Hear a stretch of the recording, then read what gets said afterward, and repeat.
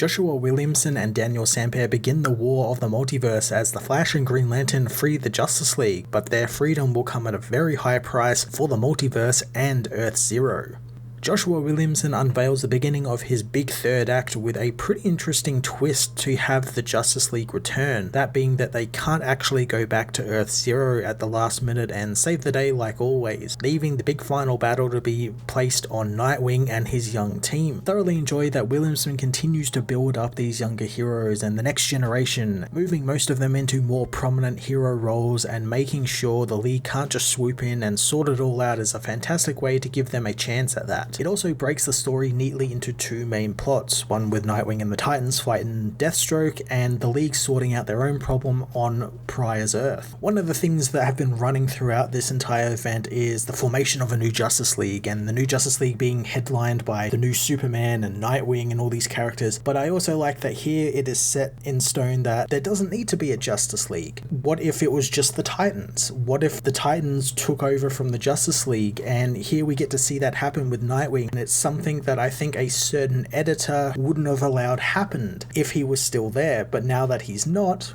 we can get cool stuff like that and get the Titans front and center, which I think is really cool. Williamson also did the classic Crisis event thing of having Superman or a Superman become somewhat overpowered or godlike, showing us this really neat idea of when Superman lucid dreams with Crisis power in the dream, he becomes a literal reality god, something I'm eager to see what Williamson does with in the final two issues of the event. Daniel Sampere again compliments Williamson's tension-filled script with some cinematic, action-packed artwork that a Crisis event warrants. Sampere visually shows us a cool idea that the Infinite Earths are like DNA helixes and are literally the DNA of DC Comics, and what a lot of their stories are built on. It's such a unique visual, and I can't say I've seen it been done before, so to find something new and creative and bring that to the multiverse, a thing that's been done to death, is quite awesome.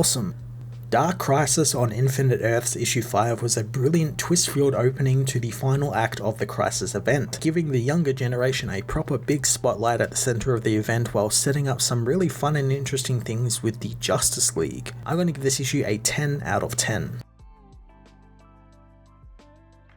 Dark Crisis of Infinite Earths issue 5 finds Black Adam the last holdout against the darkness-infected Legion of Doom, unleashing his power over them, but Sinestro covers his mouth to stop him from using his magic word. Mr. Terrific, Sideways, Supergirl, and Aquaman arrive, backing up Black Adam and rescuing him from the possessed villains, who scream that he cannot escape the darkness. Sideways hopes they haven't been turned into zombies, but Mr. Terrific knows it's much worse, as cosmic darkness has taken them over. Adam demands to know why they saved him, and the arriving Nightwing says his League communicator was on still, and it's lucky they found him. He asks Michael what he saw, so the hero reveals his T-spheres did a quick scan of Deathstroke's army, telling him that Slade is the key to all of this, and his forces don't just attack heroes, but spread darkness as well, and a darkness that grows, which makes the darkness in the multiverse grow as well. Michael thinks that they are on the edge of a massive crisis, so Nightwing wants everyone to assemble in the Hall of Justice. Oracle thinks that means Slade will come directly at them, something Nightwing is hoping for. Prior, meanwhile, witnesses the rebirth of the Infinite Earths as the worlds begin forming a DNA helix in the sky above. He knows that soon the heroes will see his plotting and violence was worth it, as Kyle reminds him that Barry will stop him and release the Justice League. Prior demands to know why they resist and why they can't see it his way. He knows the Lantern is right though, and the League will return, since he's counting on it.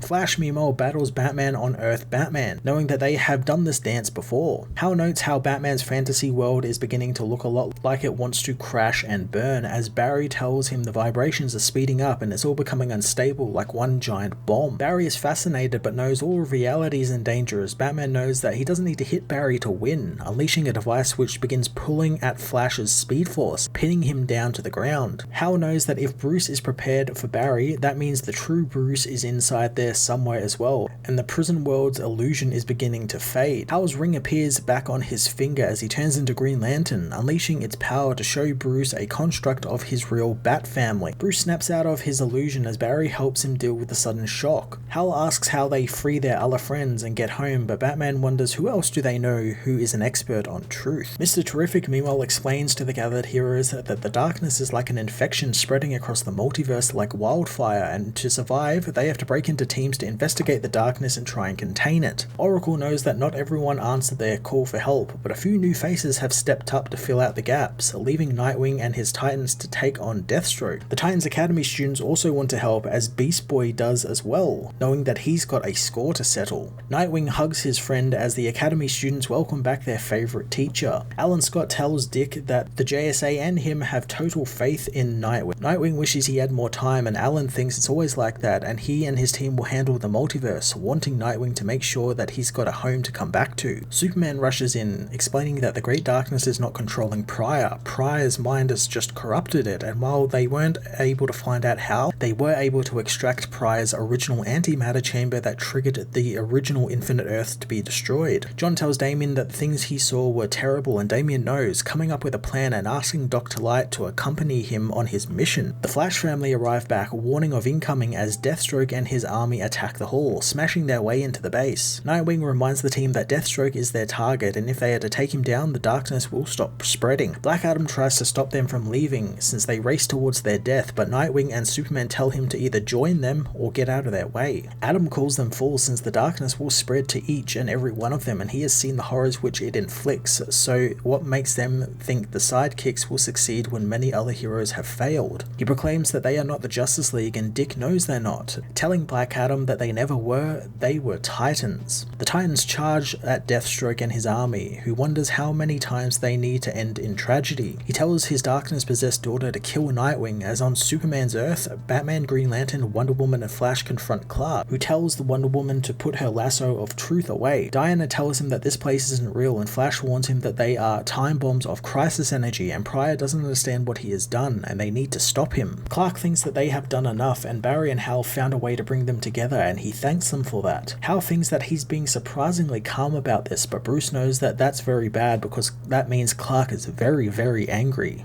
Clark reveals that he has tried to escape numerous times over the years, but the world won't let him, so instead he studied it, and he became lucid, and this place is only a prison so far as the imagination will let it be. As the world begins to fall away, Clark says that Prior thought that he could keep him trapped with a happily ever after life, but it was still a world without a Justice League. Superman reveals his true crisis-powered form, telling his friends that if they focus on what's real with their mental connections, it will pull them together. Hal wonders what they are to focus on, so Superman shows them a vision of their friends, wanting them to focus on that. Pariah meanwhile believes his wish is about to come true and his worlds will return, but the Infinite Earths begin falling apart as he loses power. Pariah knows that he needs more power and more heroes to power the Earths, intending on taking Kyle and Joe into their own paradise worlds, but the Justice League return, demanding that he stop what he is doing. Pariah demands their power be used to bring back the Infinite Earths as Oliver is reunited with Dinah. Pariah says that he has killed the League since their existence was tied to these new worlds created in their image, and if those worlds die, the heroes will be erased from existence. The Titans meanwhile continue their battle with Slade's army as Superman asks Pariah what the cost of having the multiverse restored is, but the villain reminds Superman that he had a chance at true happiness in his world and he was gifted that. Superman knows that it wasn't real, and neither is what the darkness has promised Pariah. The Great Darkness arrives on Earth as Pariah feels his hopes have been answered, and what happens next is all thanks to the Justice League. Pariah is teleported away as Hawkgirl wonders where he went, learning from Superman that his power from the Anti-Monitor pulls him towards a world on the verge of destruction. Nightwing continues to fight his way towards Deathstroke as there is a huge explosion which engulfs the heroes as Flash knows Pariah has arrived on Earth Zero. Green Lantern wonders if what Pariah said about the League going home means that they will be erased is true as Pariah and his Dark Army arrive on Earth Zero to aid Deathstroke in his war.